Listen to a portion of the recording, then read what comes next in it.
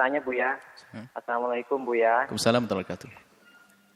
Buya, minggu kemarin ada obrolan kecil antara saya dan dengan teman saya. Dengan? Sehingga muncul pertanyaan seperti ini Buya. Anda dengan siapa? Sebelumnya saya Dengan temen, Bu. dengan teman saya. Jadi sebelumnya saya minta maaf, mungkin saya salah ucap. Begini pertanyaannya Buya. Dia bertanya ciri-ciri akidah Ahlussunnah wal Jamaah itu seperti apa? Terus saya jawab semampunya saya gitu kan. Gimana? Kata saya mengikuti 4 madhab, saya bilang gitu. Imam 4 madhab, ya ada seperti itulah ya Bu ya. Nah terus dia bertanya lagi, kalau gitu sahabat bukan Ahlussunnah dong, kata dia gitu. Kayak Abu Bakar Siddiq, Umar, kata dia gitu. Nah dari situ saya terdiam Bu ya. Mohon bimbingannya Bu ya, kata. Jadi pertanyaannya seperti itu tuh, jadi saya berpikir juga gitu. Kata saya kan, setahu saya yang Ahlussunnah wal Jamaah itu ya mengikuti 4 madhab gitu kan, 4 madhab. Jadi ya jadi di sini saya mohon bimbingannya Bu ya. Terima kasih atas jawabannya. Gitu aja Bu ya. Waalaikumsalam warahmatullahi wabarakatuh. Assalamualaikum. Jadi begini, siapapun Anda, jika Anda belum menguasai tentang sebuah ilmu, maka jangan biasakan berdebat dengan siapapun.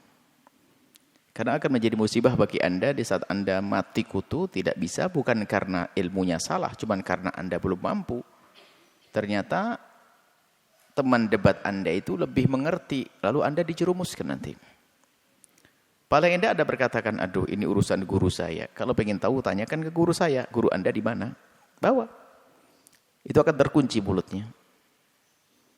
Sebab kalau Anda berhujah, Anda salah lagi kadang-kadang.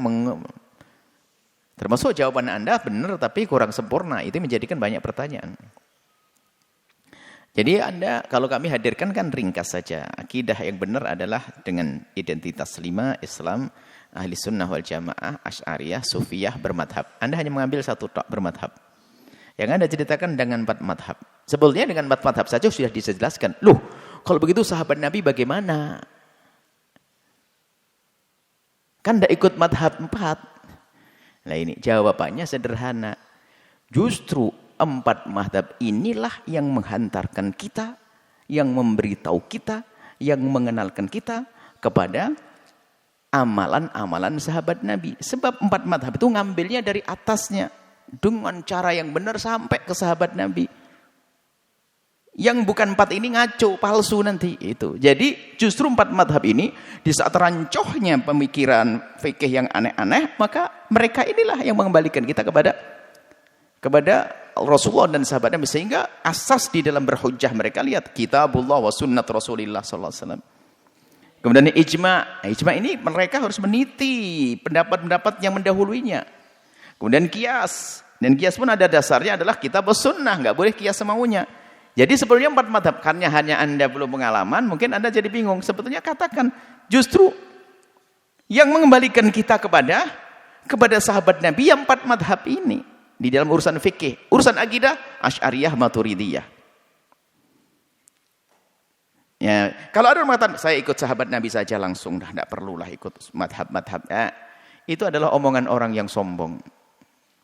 Lalu kita itu kenal ulama itu, kenal sahabat Nabi dari mana? Seolah-olah mengatakan ini, Anda jadi ustadz. Kalau Anda tidak jadi ustadz bisa ngomong begitu gampang. Di saat Anda jadi ustadz, lalu saya jadi murid Anda.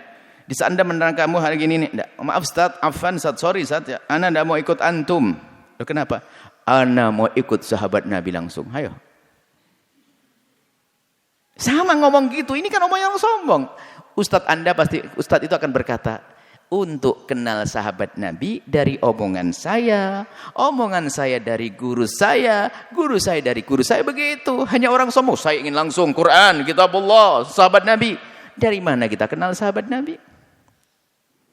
Jadi kita bermadhab itu maksudnya ngikuti ulama. Ulama mengikuti ulama.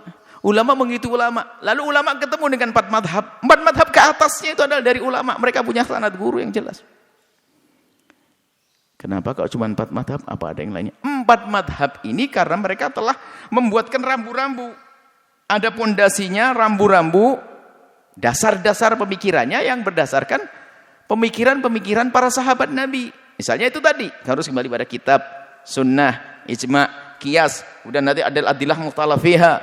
Itu semua adalah yang rambu-rambu yang beliau letakkan sehingga apa? Ulama yang datang setelahnya itu mengikuti rambu-rambu ini. Apakah boleh saya ikut langsung Abu Hurairah? Oh boleh, ente ikut Abu Hurairah langsung boleh. Cuman rambu-rambunya mana yuk? Gimana ya? Ada bingung. Tapi kalau ikut madhab, saya ikut guru saya ikut ulama. Ulama yang rambu-rambu bagaimana mengatakan ini haram? Karena ada Quran. Bagaimana Quran dikatakan kok jadi haram? Quran melarang. Larangan itu adalah ditahrim untuk haram. Perintah lil wujub dan ini ada dalam bahasa dalam usul fikih. Jadi sederhananya begini. 4 madhab ulama-ulama itulah yang telah menghantarkan kita kepada sahabat-sahabat Nabi. Jaraknya jauh memang. Sebab ulama madhab adalah di antaranya para tabi'in. Imam Syafi'i saja 150 dan 150 Hijriah itulah wafatnya Imam Abu Hanifah. Dan bersama Abu Hanifah dengan Imam Syafi'i adanya Imam Malik. Dan Imam Ahmad bin Hanbal muridnya Imam Syafi'i. Ini satu masa. Masa tabi'in. Masih dekat dengan sahabat Nabi mereka. Ini Abu Hasan Asy'ari datang setelahnya masalah akidah. Loh, memangnya sahabat Nabi akidahnya bukan Asy'ari? Ya bukan Asy'ari, tapi Abu Hasan Asy'ari inilah yang mengembalikan kita kepada manhajnya para sahabat Nabi seperti itu. Sederhananya begini, sampaikan kepada kawan Anda itu justru sahabat 4 madhab itulah yang menjadikan kita kenal sahabat Nabi. Tanpa mereka itu nggak tahu cara mengambil hukumnya, dia akan diam setelah itu. Saya bisa coba ngomong apa? Dia akan ngomong pasti kembali kepada 4 madhab, nggak mungkin tidak. Oh, saya wudhu langsung baca hadis Nabi kalau Rasulullah SAW. Yang memberitahu hadis itu siapa? Oh, enggak nyari sendiri kitab Bukhari Muslim.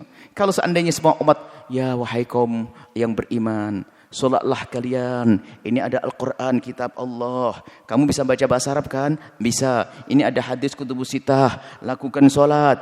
Oh, dan 5 tahun enggak salat. Caranya apa? Ikut para ulama yang sudah menyimpulkan salat itu begini. Memang sekarang banyak orang yang sombong, enggak mau dengan ulama madhab. Madhab ulama kita langsung kepada kitabullah, Al-Quran, hadis Nabi. Ada kesombongan kok dibesar-besarkan. Kalau kita mudah, saya mengikuti para ulama yang lebih tahu tentang sahabat Nabi SAW, yang lebih tahu tentang baginda Nabi, yang lebih tahu tentang Al-Quran dan hadis Nabi SAW. Dan setelah itu, saya tahu akhirnya. Bukan setelah tahu seolah lupa, enggak pernah. Padahal itu yang ngaku mujtahid, enggak mau taklid dan sebagainya, hanya enggak mau bermadhab. Itu waktu belajar ngintip pendapatnya ulama madhab. Enggak mengintip dia, ngintipnya serius lagi. Sudah begitu enggak mau menisbatkan kepada Imam Syafi'i. Padahal pendapat Imam Syafi'i. Qultu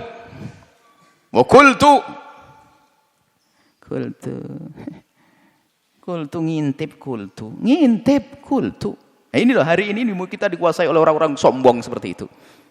Imam Syafi'i sendiri mengatakan bahasanya, lihat, aku ingin pendapatku itu nanti tidak dinisbatkan kepada aku. Enggak usah pakai kultu lah. Qaulul ulama. Lah itulah bermadhab itu seperti itu. Wallahu a'lam bishawab.